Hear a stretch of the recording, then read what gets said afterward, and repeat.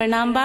और आप सब जितना गुरु बहिना ये कथा कहानी सुनत रहेनी, आप सबके भी हमार प्रणाम बा।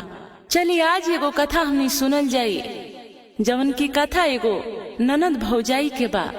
ये कथा सुनतनी बहुत ही मार्मिक कथा बा, बहुत सुंदर कथा बा। उम्मीद करतनी कि कथा शुरू से अंत तक आप सब सुनम तब पसंद जरूर आई। देखिए दीदी, एगो गांव में एगो भौजाई और एगो ननद ही परिवार में मात्र 2 आदमी रहता। भौजाई जे रहतरी शादी ब्याह भइल बा और नया ही बाड़ी, कोनो बाल बच्चा नइखे भइल रहत, तब तक पति के देहांत हो जाता। और ननद भौजाई के अलावा उ परिवार में कोई दूसर बाना। देखी दीदी, ननद जे बाड़ी छोटहन बाड़ी, घर के काम का चूल्ही चौका बर्तन करतरी।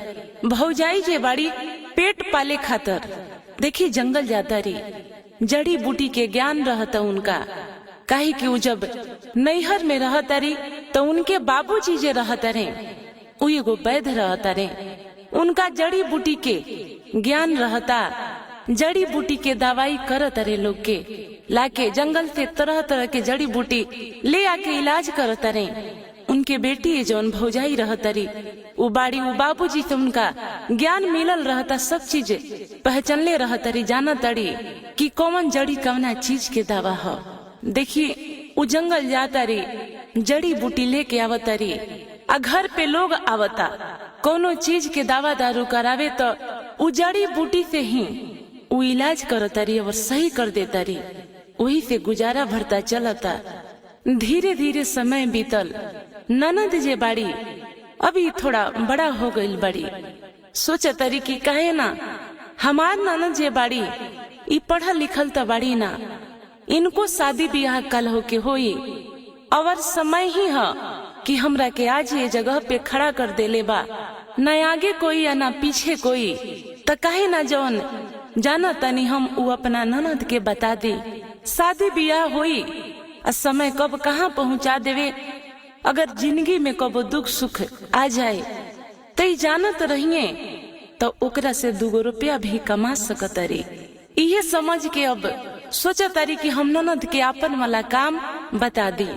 एक दिन कहली अपना ननद से कि ए बबुनी, तहरा जंगल चले के बा हमरा साथे।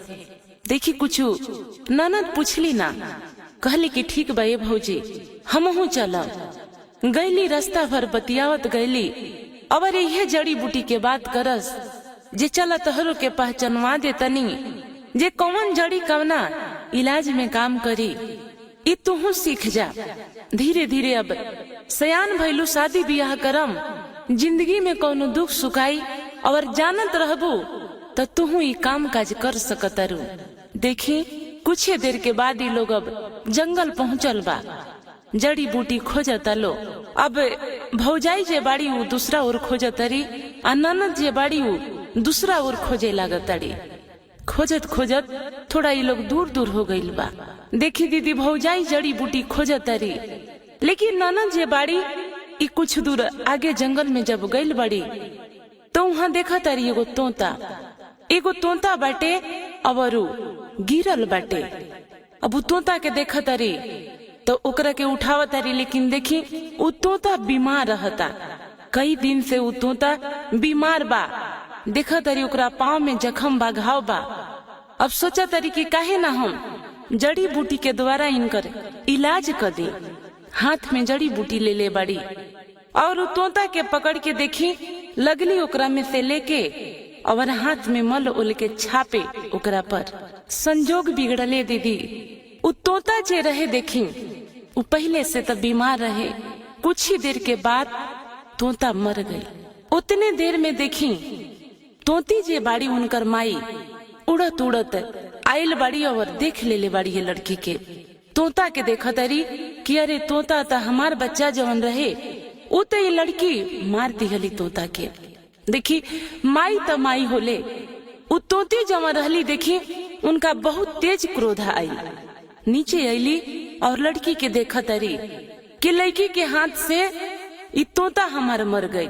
आज तक हमरा बच्चा के कुछ ना भई रला, पता ना ये लड़की आके का कई लखिया कि हमार बच्चा मर गई। देखी दीदी, अब तोती जवन माई बड़ी तोता के अब उ लगली शराब है, भला बुरा कहे अपना भाषा में। उतना देर में भौजाई जी बड़ी खोजत खोजत ननद के आ गई बड़ी कि आखिर ये कहाँ गई बड़ी। देखी पास में जब आइल बड़ी त ननद के देखा तारी की त एगो तोता के पास बैठल बड़ी, बच्चा के पास बैठल बड़ी, और थोड़ा ही दूर में एगो तोती अपना भाषा में बोला तारी। लेकिन भौजाई जी रहली जंगल इतना चल गई रहली कि पशु पक्षी के भाषा भी इनका समझ आवत रहे। भौजाई वो तोती के भाषा समझ ली हली। जे तोती जौन बाड़ी ई हमरा ननद के सराफ देता रही। वो तोती अपना भाषा में यह कहली कि जाए निर्दयी, तू हमरा बेटा के मार दिहलू, तहर शादी बियाह होई और हमार बदुआ हमार शराब तहरा के लगी कि तहार गोद कहियो ना भरी। आज से हम जेतरे बच्चा के बेगर तड़प तड़प के जियब, घुट घुट के रहब, वही तरह तू शादी भइला के बाद पूरी जिंदगी बच्चा खतरा रोबू। आज से हमहू रोब, लेकिन तहरो गति हुई। भौजाई के देखी अब टेंशन हो गई। इतना बात कह के उड़ के तोती बगल के एगो पेड़ पर बैठ गईली। इतने देर में भौजाई जे रहली ननद के हाथ पकड़ लिहली, कहली कि ये बबनी, आज के जड़ी बूटी के काम हो गई, चलो घर ही चलल जाओ। देखी लड़कियों के मन में बड़ा दुख रहे कि आखिर का भइल ख, हम तो बचावे खातर उ बच्चा के छुअनी हा और जड़ी बूटी जमा रलक ह उ हम छपनी हा। लेकिन अचानक पता ना तोता के का भइल और उ तोता मर गई। मन में सोचत जाता रही उदास बाड़ी। भौजाई के पूरा तोती के भाषा समझ आ गई रहे। भौजाई अलग टेंशन में रहली कि हमरा ननद के शादी बियाह नहीं खे भइल और तोती ऐसन शराब देले बाड़ी, आखिर का हुई। देखी सोचत सोचत रास्ता भर उहो जाता रही। घरे गईली। अब देखी जवन जड़ी बूटी लेके आई रहली, एक दो दिन में वो सारा बेच दिहली। लोग आके अपना इलाज खतरा ले गई। अब धीरे धीरे देखी कि भौजाई टेंशन में बीमार पड़ गईली। 2-4 दिन बीत गई और लोग दवाई खतरा घर पे आवे घूम के चल जाए। ननद पूछली एक दिन की, ए भौजी तहरा का भइल बटे, कुछ हमरा से बताई तू। भौजाई कहली कि अरे ऐसे थोड़ा मोड़ा तबीयत खराब लागता, लेकिन तू टेंशन मत ला, हम बहुत जल्दी ठीक हो जाए। देखी अब सुबह भइल। ननद के भौजाई कहली कि ये बबनी, खाना पीना तू बनावा, तब तक हम आवतनी। जा तनी एगो साधु संत से हमरा मिले के बा, तनी जड़ी बूटी के बारे में कुछ और जानकारी लेवे के बा कि हम लेके आवतनी। तहरा के लेके चलम, हमनी चल जाई, जड़ी बूटी लेके आवल जाई। भौजाई घर से निकल गईली और जाके एगो संत से मिलत रही। सारा बाबा के बात बतैली। कहले कि हमरा ननद के एगो तोती जे रली उ शराब देले बड़ी कि अब का होई। बाबा कहनी कि देखा पशु पक्षी है, ओकर शराब लाग भी सकता, और इनका टेंशन हो गई। अब कहली कि बाबा रहुए बताई कि हम का कर सकतनी, कौन उपाय बा। बाबा कहनी कि देखा एकरा के काटेला तो कुछ बाना, लेकिन एगो उपाय बा कि हमनी के वो तोती के पास चलल जाओ और तोती से हाथ जोड़ल जाओ और सारा सच्चाई बतावल जाओ, कहीं तोती मान जास। कहली कि हम अपना ननद के लेके आवतनी। ननद के लेके अली और बाबा के लिहली और तीनों जने होके एलो जंगल जाता। जंगल गई, बहुत देर तक खोजलक, कहीं नजर ओ तोती अली नहीं। बहुत देर बाद खोजला के बाद एगो पेड़ के नीचे तोती बैठ के आंसू बहावत रहली, आंख से आंसू गिरत रहे। ये भौजाई जब देखली तो इनका समझ आ गई कि वियोग में ई बाड़ी और इहे अपना बच्चा खतरा रोवतारी कि होए ना होए इहे तोती है। बाबा के कहली कि ये बाबा, वो पेड़ के नीचे जमन तोती बाड़ी उहे तोती है। अब तीनों आदमी पास में गए। बाबा कहनी वो तोती से कि देखा तो जैसन सोचा तारो ए लड़की तहरा बच्चा के मार देलक, ऐसन कोनो बात नहीं खे। कि लड़की पहला बार जंगल आई रहे। तहरा उ तोता के बीमार देख के सोचलक कि हम जड़ी बूटी से इलाज कर दी, यही से लेप लगा देलक। संजोग बिगड़ल, मर गईल तोता। तब तक भौजाई कहली कि रउआ तोता के माई हई कि हमरो माई समान बानी, कि हम कहतनी कि कोनो गलती नहीं खे भइल। हम पूछले बानी, ई बतैली हमरा से कि हम तोता के बीमार दिखनी और हाथ में उठा लिहनी। बड़ा रहम आइल, बड़ा दया आइल हमरा, और हम लेप ऐसे लगैनी कि वो बच्चा छोटा सा तोता बा अच्छा हो जाई। इतने देर में अब लड़की कहतिया कि हम दोनों हाथ जोड़ के रउआ से क्षमा मांगतनी, माफ करी हमरा के कि हम कोनो गलती नहीं की कैले, कि हम अच्छा होके खतरा देखल ना गईल हमरा से। उ तोता तड़पत रहे, हाथ में उठा के सहलावे लगनी। रउआ आके देख लिहनी, रउआ बुझाइल कि हम ही मार दिहनी, ऐसन कुछ नहीं खे।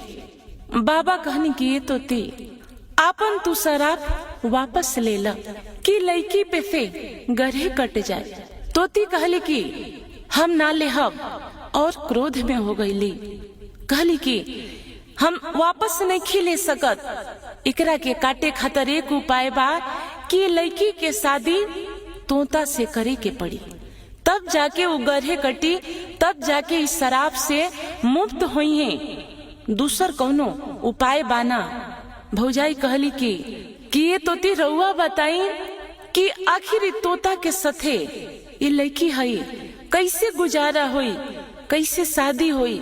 शादी हो भी सकता, लेकिन कैसे जिंदगी निमह सकता, कैसे रहिए ना रहे के घर दुआर, आखिर कवना आधार पर गुजर बसर करी है। तोती कहले कि पूरा जिंदगी तोता के साथे बितावे के नहीं खे, शादी बस करे के बाद। शादी कर देला के बाद ये लड़की उस शराब से मुक्त हो जाई है, गरही कट जाई, ओकरा बाद ही आगे चल के शादी कर सकतरी और अपना जिंदगी में खुश रह सकतरी। इहे उपाय बा, दूसर कौनो उपाय नहीं खे। वहाँ से अब बाबा, उ लड़की और भौजाई तीनों लोग वापस हो गए। सोचला लो कि अब तोता से कहे ना शादी करा देवल जाओ। अब एक दिन शादी करे के पूरा प्रोग्राम बन गए। बाबा रहनी और लड़की रहली, लड़की के भौजाई रहली। शादी के सारा सामान लेके ये लोग जंगल पहुँचल। बड़ा खोजला पर एगो तोता नजर आए। ओकरा के कसहूं जाल में फंसा के पकड़ के रखा लोग, और तोता से बाबा शादी करवा दिहनी। उ माला डली तोता के गले में, और तोता माला डलने इनका गले में। टीका उका कैली लीलार पर, और शादी करा देवल गई।